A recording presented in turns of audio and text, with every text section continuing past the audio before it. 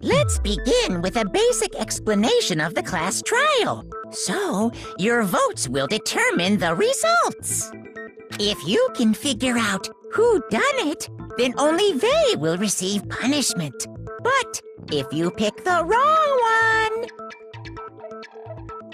then I'll punish everyone besides the blackened, and the one that deceived everyone else will graduate. And the killer really is one of us, right? Of course! Okay then, everyone close your eyes, and whoever did it, raise your hand. Don't be a goddamn idiot. Why the hell would they raise their hand? Before we move on and start the trial, can I ask a question real quick? What's going on with those pictures? I'd feel awful if they got left out just because they died. Friendship penetrates even death's barrier. Friendship penetrates? Okay, but what about that other empty seat? There were only 15 of us to begin with, so why are there 16 seats?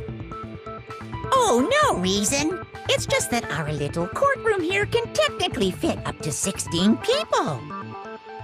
Okay, that about does it for the preamble. Get ready to get started. First up is the case summary. Now, let the class trial begin.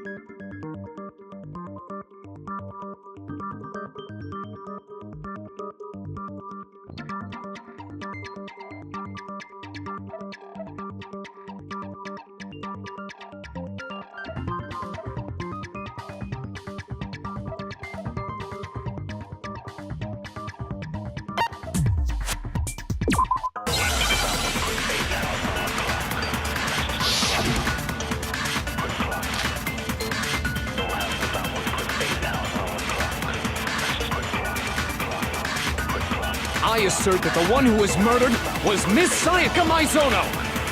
Yeah, we know that part already. And the murder took place in Makoto's room. In the bathroom. So it seems most likely that the killer must have taken her by surprise while she was in the bathroom. She didn't even have a chance to resist. No, that's wrong.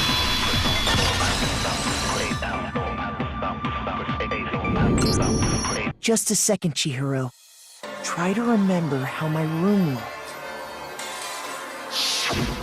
With the way things had been damaged, I think we can definitely assume there was a struggle. A struggle? Between who and who? Between Sayaka and the killer, of course. So you're saying Sayaka wasn't caught by surprise in the bathroom? She must have been attacked in the main room first. Then, she ran to the bathroom to try and hide. The killer followed her in, and that's where they finished the job. That much should have been obvious after taking one look at the scene. It shouldn't even need explaining. Sorry. Okay, so what's next? Next is the subject of the murder weapon. Wow, this is starting to sound like a real trial.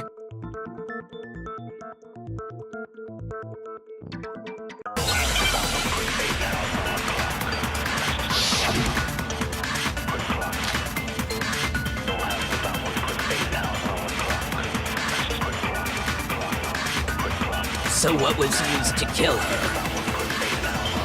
There was some kind of sharp object thrust into her stomach. Without a doubt, that is the murder weapon! So the killer used some random knife they had on him. No, that's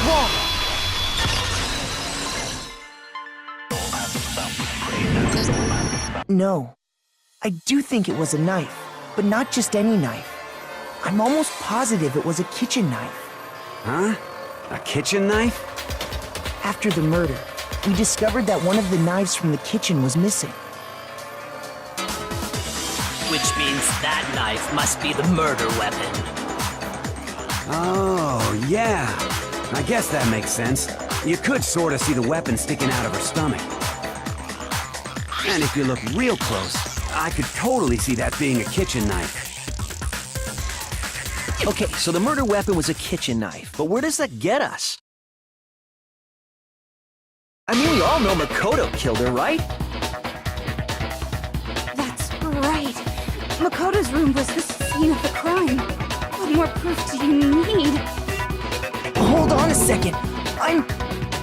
Let's draw our conclusions after we've presented our arguments. Otherwise, what's the point of the trial? Well, we can talk all we want. It's not going to change that conclusion. I don't think that's true at all. I'm sure if we keep at it, something new will reveal itself. You really believe that?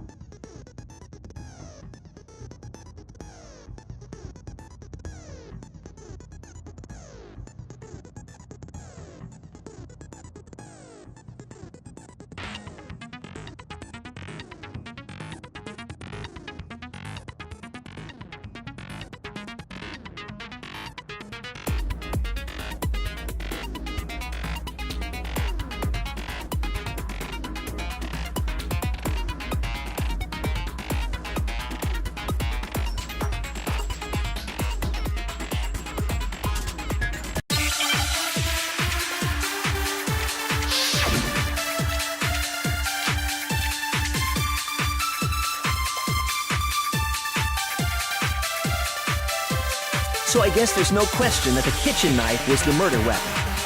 But where does that get us? Makoto must have taken it from the kitchen, right? He did it in secret, when nobody was... No, that's wrong!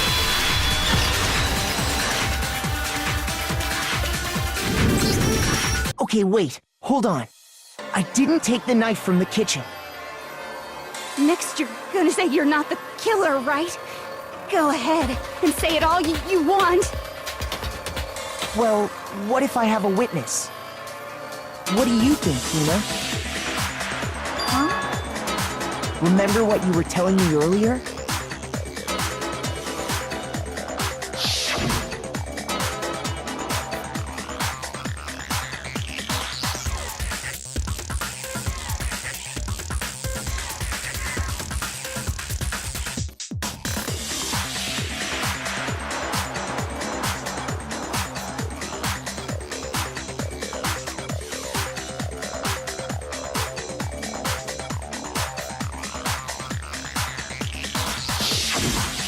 Just to be perfectly clear, the knife disappeared while you were in the dining hall, correct?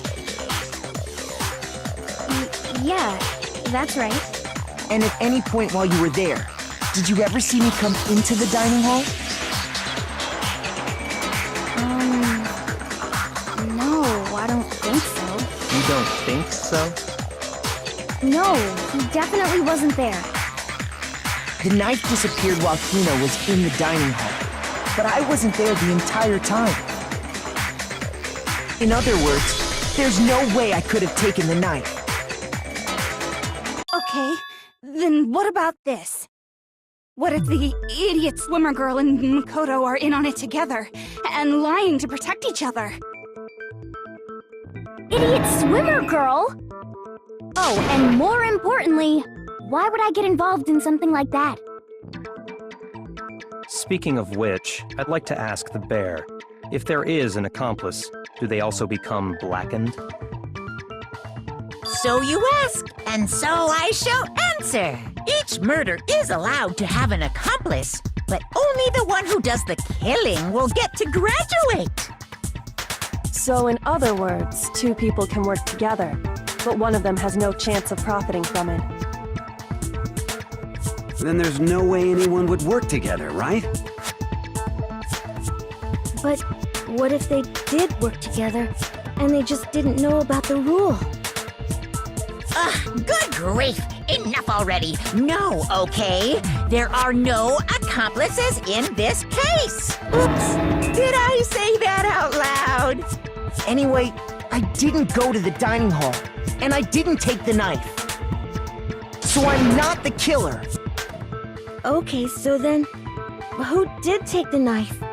Hina seems the obvious candidate. After all, she just said she was in the dining hall. No way! I swear it wasn't me! Sure, but can you or anyone else prove that? I can. That's right!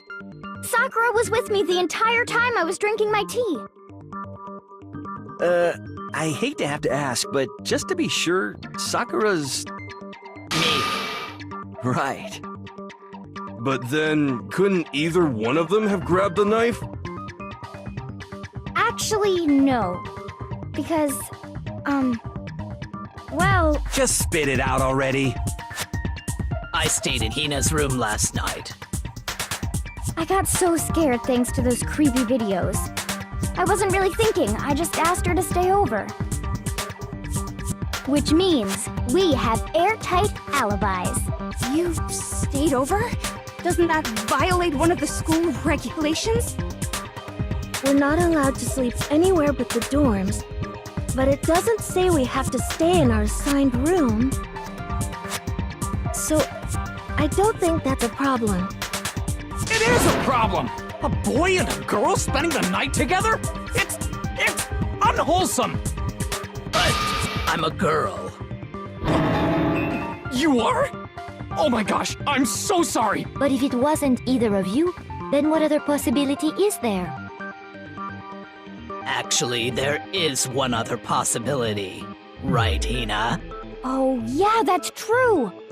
One other person did come to the dining hall while we were there. Why didn't you say so in the first place?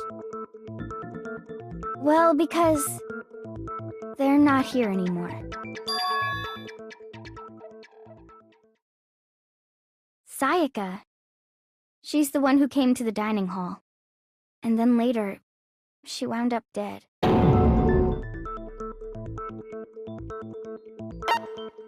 got it! Then, Sayaka is the one who took the knife? That's the only possibility. And thinking back on it, she was acting kind of unusual. When she came into the dining hall, she didn't even look at us. She just went straight to the kitchen. As she left, she said she just wanted a drink of water. But most likely... And the person who took the knife was the victim herself! I'm sure she just took it for self-defense. So you're saying the knife she took was then taken from her, and she was killed with it? In that case, you may not have taken the knife, but you still could have killed her. What? See? He did do it after all! No, you're wrong. So, that's how you would twist the argument and send us all off in the wrong direction? You possess a most terrifying talent.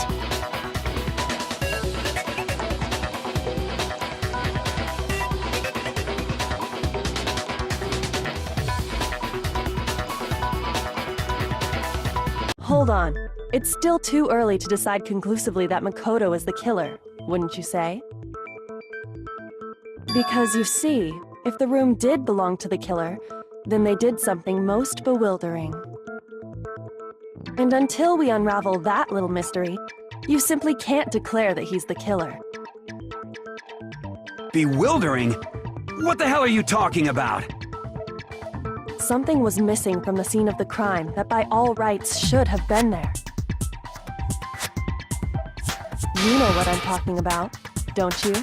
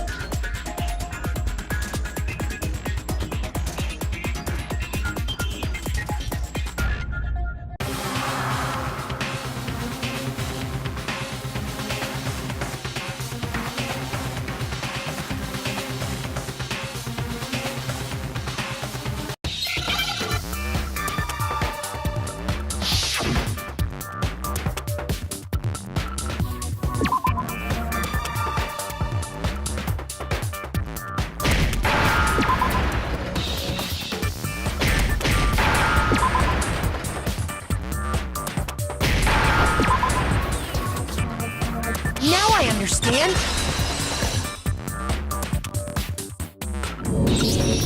That's right!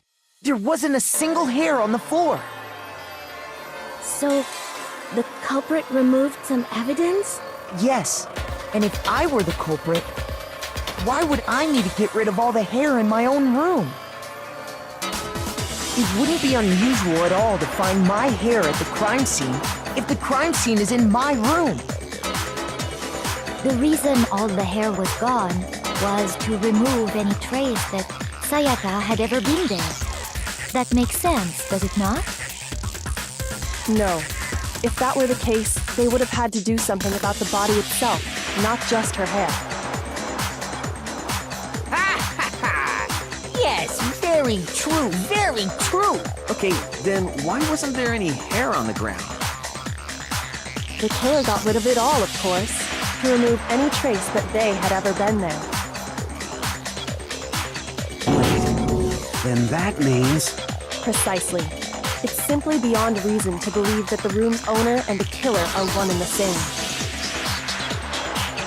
Then, Makoto isn't the culprit? Are you sure we can decide something so important based solely on the absence of some hair? No. There are other reasons that prove why Makoto couldn't have done it. I would like to hear these reasons. Do you remember anything remarkable about the bathroom at the scene? Sayaka was attacked in the main room first, then fled into the bathroom, right? Yeah, then they ran after her, got into the bathroom, and stabbed her. And how did the killer get into the bathroom? Did they have any trouble with it? What do you mean? It's fairly certain that the killer had some trouble getting into the bathroom. There was clear evidence left behind. Do you remember, Makoto?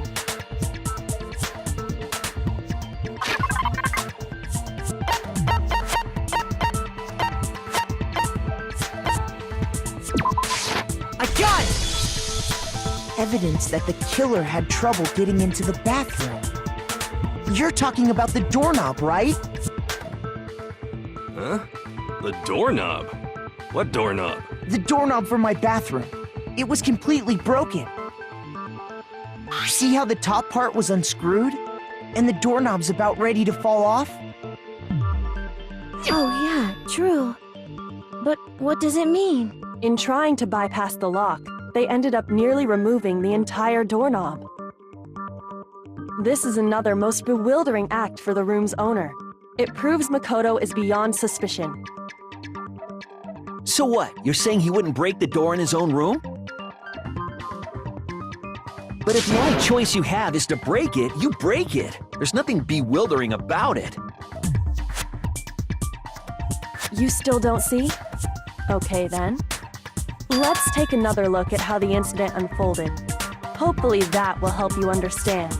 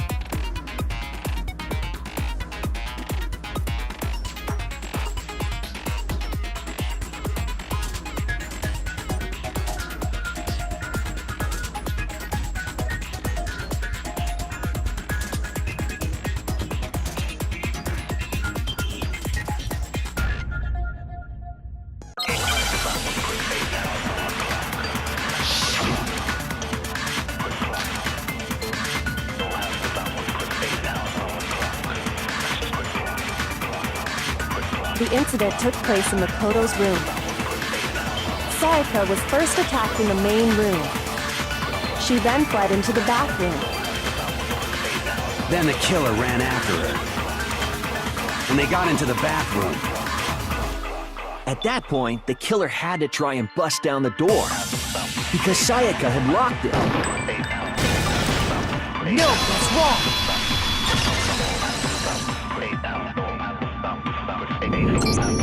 The reason my bathroom didn't open wasn't because it was locked. After all, the girls' rooms are the only ones with locking bathrooms, right?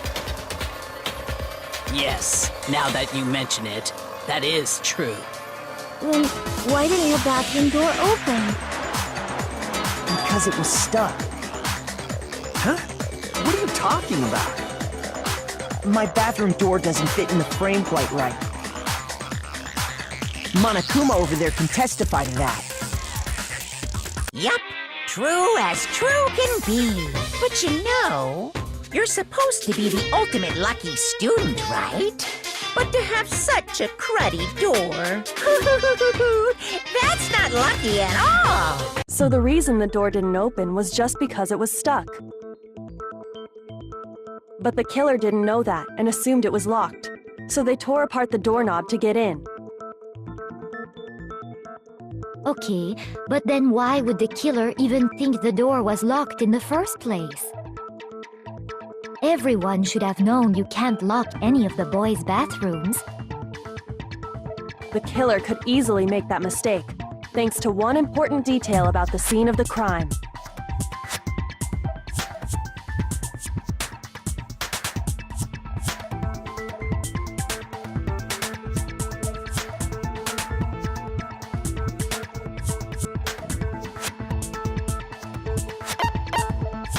I got it! The killer must not have realized that it was my room. What? Are you saying the culprit didn't even know where he was? That's inconceivable! And yet, he's absolutely right. Say what? Well, to be more specific, what the killer didn't know was that Makoto and Sayaka had switched rooms. Which is what led to the misunderstanding about the bathroom. If Sayaka had been in her own room, then Then there would have been a lock on the door, and they would have had to break through! So they had no idea how unnecessary their actions were. ultimately, we can't know if it came open by force or simply by accident. But the killer must have been considerably confused, with no idea how they actually got the door opened. Regardless, it was a pointless act. Wasting time trying to break down a door that wasn't locked is definitely something I wouldn't do, since I would have known exactly why it wasn't opening, right? That is a definite possibility. So the killer would have to be someone who didn't know they'd switched rooms? Then Makoto couldn't have done it.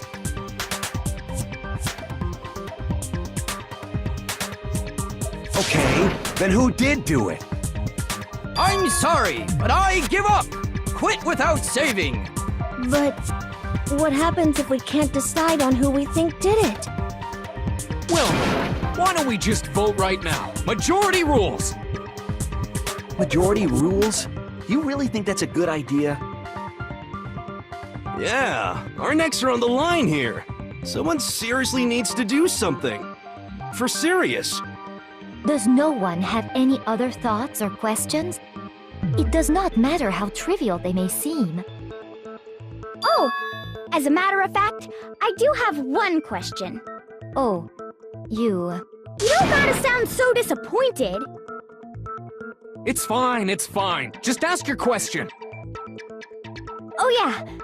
Okay, so, well, I was just wondering, how did the culprit get into Makoto's room in the first place? Yes.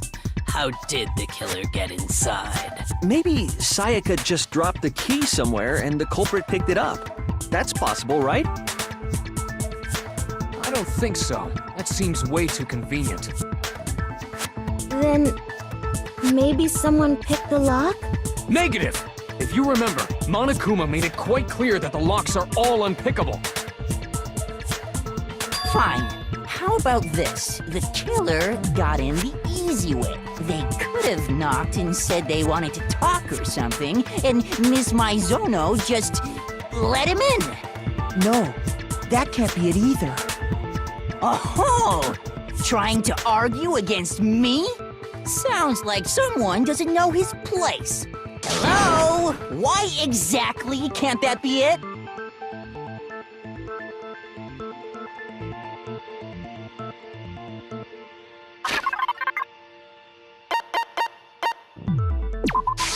I got it! Because Sayaka was already scared, remember? That's why she asked me to switch rooms in the first place.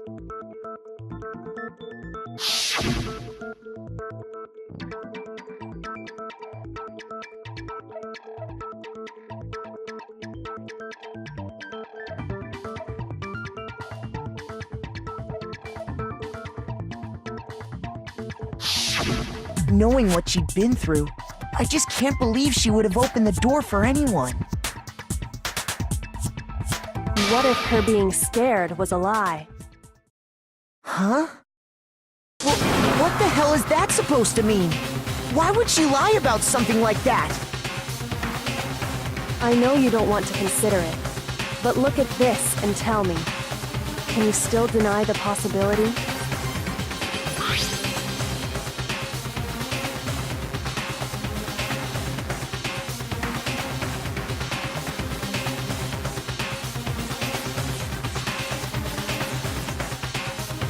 I found a notepad during my search, and I shaded in the top sheet with a pencil. And these are the words that appeared. Oh man! I've totally seen people do that on detective shows. When you write, it can leave an imprint. Sketch over the next sheet of paper, and you can see the words. When I saw that, I was like, holy crap! I better make sure I rip the paper out before I use it from now on. It's a pretty old-fashioned technique, but even the classics can be surprisingly useful sometimes. Oh, and I should also mention, I found the notepad on the desk in Makoto's room. Huh? Which means only someone who had been in Makoto's room before the incident could have written it. Then either it was Makoto who lived there, or Sayaka who switched rooms for a single night. So, Makoto, did you write this? No, I didn't. But of course you didn't, because the note also bears a perfectly legible signature. Sayaka's signature.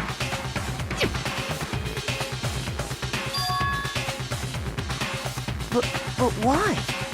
Why would she write that? The note was likely her way of getting in touch with a certain someone. She must have slid it under their door to let them know she wanted to meet with them in secret. If you got an invitation like that from the ultimate pop sensation, what young man could resist? Of course, I'm only into 2D, so it wouldn't have any effect on me. But can we be sure anyone even got this note? And honestly, even if they did, I do not think they are at all involved in what happened. Huh? What makes you say that? Would you like to hear what I have to say? Very well then, pay attention.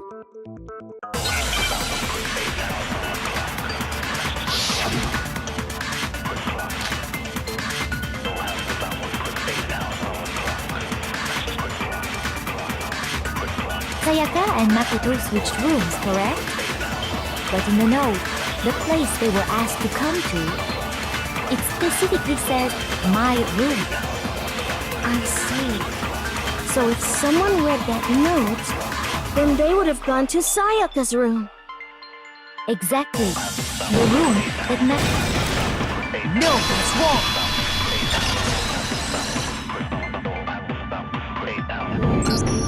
The nameplates on Mai and Sayaka's rooms got switched. They got switched? That's right. The nameplates got switched, just like the rooms themselves. As a result, the nameplate on Sayaka's room actually had Makoto's name. And the nameplate on Makoto's room had Sayaka's. So what you're saying is, the room Sayaka was staying in was actually marked as her room. Then, if someone did do what the note said, they would end up at Makoto's room where Sayaka was. Plus, their rooms are right next to each other, so switching the nameplates would be no problem. And the one who switched the names was... Well, of course it wasn't you, right, Makoto? Right? Okay, then who did it?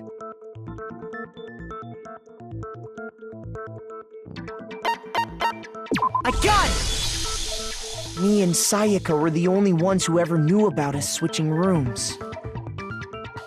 So the only other person besides me who would even know to switch the nameplates was Sayaka. You can also infer as much from her note.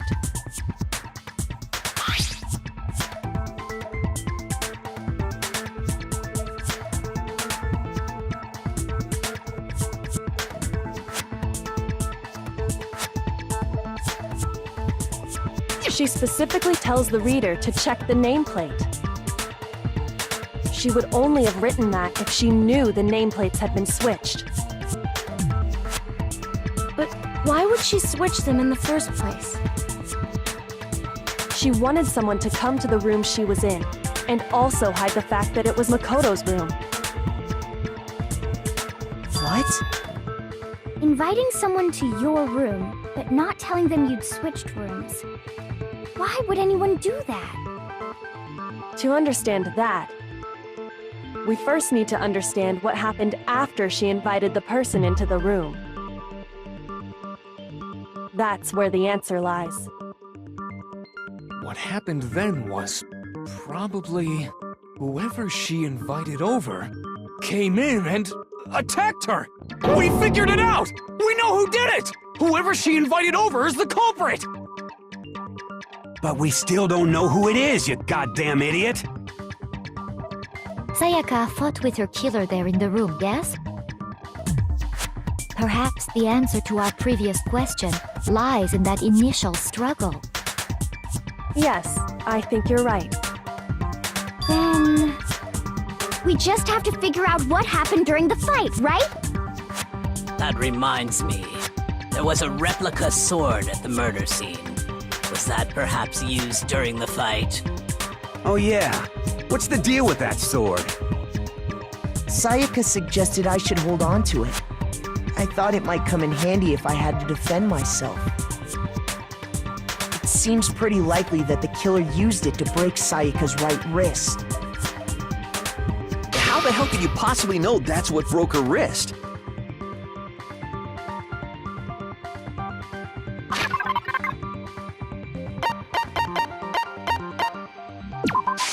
I got it! All you have to do is take a good look at her broken wrist, and it should become pretty clear. Right there where her wrist is all swollen, there's something glittery there. See? Is that gold? It sure is. Specifically, the gold coating from the replica sword. You barely have to touch that stuff, and it'll stick right to you. And there's some on her wrist because... I got it! Because she got hit with the sword, right there on her wrist! I see. And so the truth draws ever closer. All right, then it's about time to solve this mystery.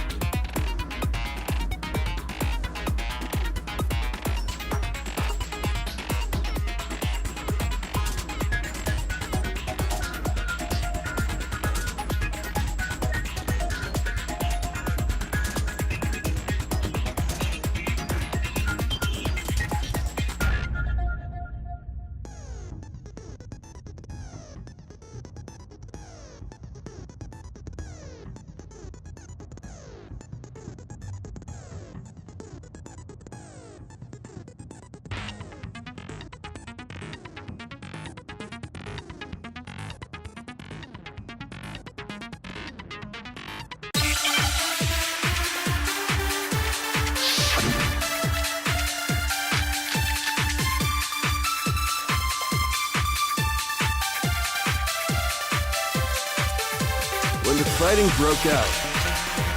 The culprit grabbed the sword, and that's when the first blow was dealt. A sword-based sneak attack! No, that's wrong!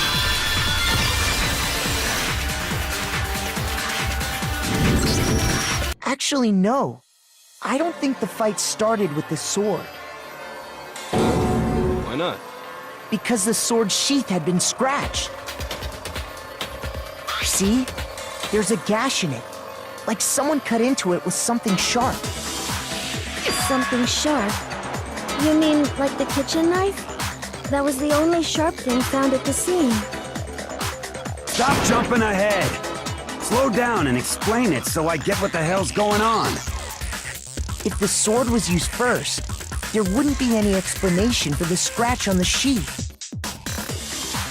If you were going to attack with the sword, you'd take it out of the sheath first, right?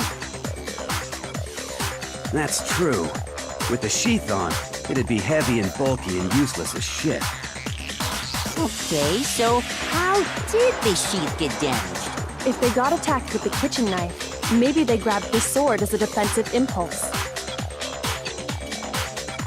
In that situation, there wouldn't be any time to actually unsheath the sword.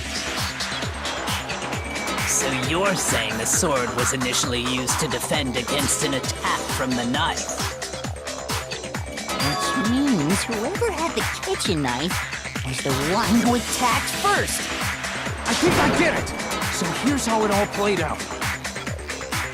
The culprit came in, found the kitchen knife hidden there somewhere. Then they took the knife and attacked Sayaka before she knew what was happening.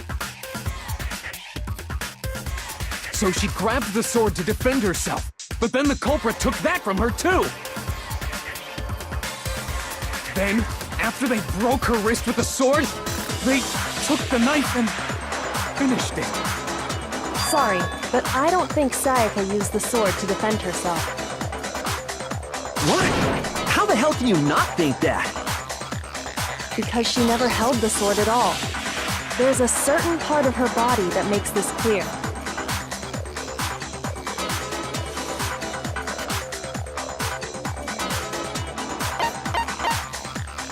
I got it! You're talking about her palms, right? The palms of her hands were perfectly clean, so I don't think she ever picked up the sword. How can you know that just by looking at her palms? Like I said before, the gold coating on that sword comes right off. All you have to do is touch it. In fact, if you look, you'll notice that a lot of the gold has already come off the handle. It's safe to assume that's because whoever used the sword got some of it on their hands. There's really no way she could have picked it up and come away completely clean. Maybe she washed her hands after she escaped into the bathroom. Sorry, but I don't think so. Why do you say that? Is it because you think I'm ugly? No, that's not it at all. I got it! According to the Monokuma file, Sayaka's time of death was around 1:30 a.m. In other words, at nighttime. And the water in the bathroom shuts off at nighttime, right? Oh, I didn't know that. Actually, I haven't taken a shower here yet. Oh my. You're no different! You smell like a big fat ugly donkey!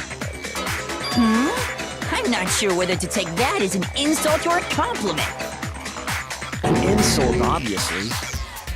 So anyway, if Sayaka never touched the sword, then that means the killer is the only one who used the sword. But hold on. If that's right, then the one who damaged the sheath with the kitchen knife was...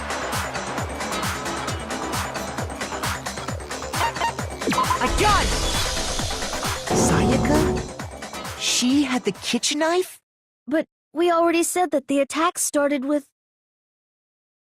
The person with the knife attacked first, and the sword was used as an impromptu defense. Then the one who attacked first was... Sayaka? Now do you understand? She wasn't a blameless victim in this. No, far from it. It's almost as if she'd been planning to commit a murder of her own. She took the knife from the kitchen, then invited the culprit to the room she was staying in. And if it's true that she had the kitchen knife and attacked without provocation... Indeed. These are all the actions of an assailant. Which brings up another point. Makoto, Sayaka was the one who suggested you two switch rooms, correct? Maybe the reason she wanted to switch rooms was so that she could pin the crime on you. That is a possibility, is it not? Sayaka wanted to... on me? That would also explain why she would switch the nameplates. She wanted to get whoever she had targeted to come to Makoto's room where she was staying. And by committing the murder there, instead of her room, that would implicate Makoto. But for that to work, the target had to be lured out while still keeping the room swap a secret. If the target knew she had switched rooms, they would have become suspicious right away. So all that's why she switched the names? But doesn't that plan seem a little risky? For one thing, even if her plan worked, Mr. Naegi would just tell everyone they'd switched rooms. I don't know. I'm not sure our soft-hearted Makoto is capable of that kind of cutthroat behavior. I'm sure Sayaka realized the same thing, which is why out of all of us, she asked him to switch rooms. Plus, she was the ultimate pop sensation. A totally forgettable kid. Or a national superstar. Who are you more likely to believe? Wait, then you're saying she had this all planned out? Holy shit! But in the end, her plan backfired. She launched her attack with the knife, then found herself under attack in turn. That must be when her wrist got broken, and she was forced to drop the knife. The tables were suddenly turned on her, and she died at the hands of the one she'd planned to murder. Just hold on! That can't be true! Because... Hey! You guys have totally derailed the argument. You're being super boring right now. Come on, hurry up and decide who did it. Wouldn't it be awful if I had to punish you all just because you ran out of time? Oh yeah, we gotta decide who we think did it. Makoto, right now you just need to concentrate on figuring out the answer to this mystery. If we can't uncover who murdered Sayaka, it's over for all of us.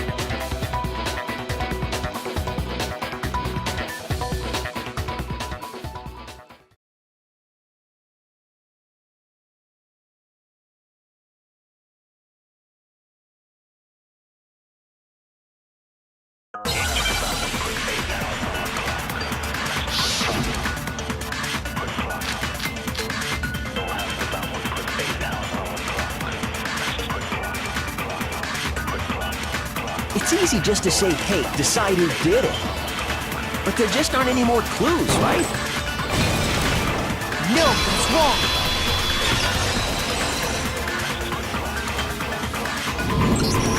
There still might be one clue left. Sayaka's dying message. Dining? Wait, what did you say? The dying message. She wrote something on the wall behind her, remember? 11037, written in her own blood. There must be a clue about the killer hidden in there. Well, before we get too far into that, I need to ask, can we really be sure that Sayaka is the one who wrote it?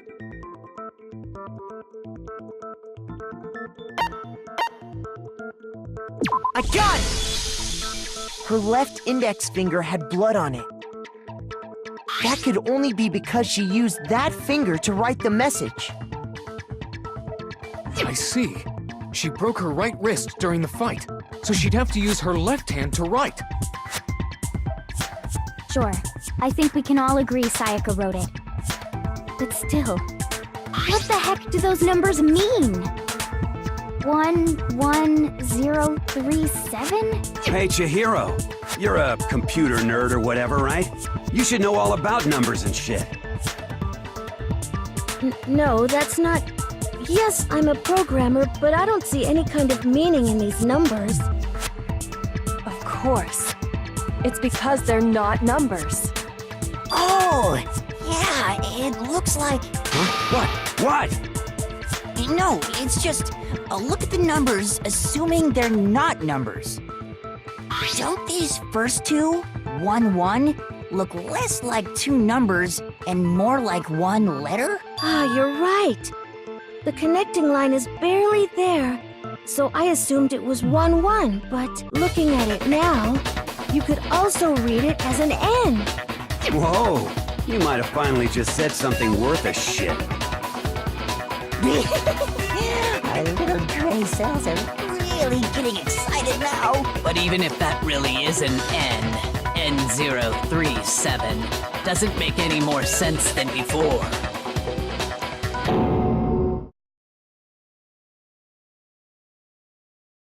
Rotate the image 180 degrees.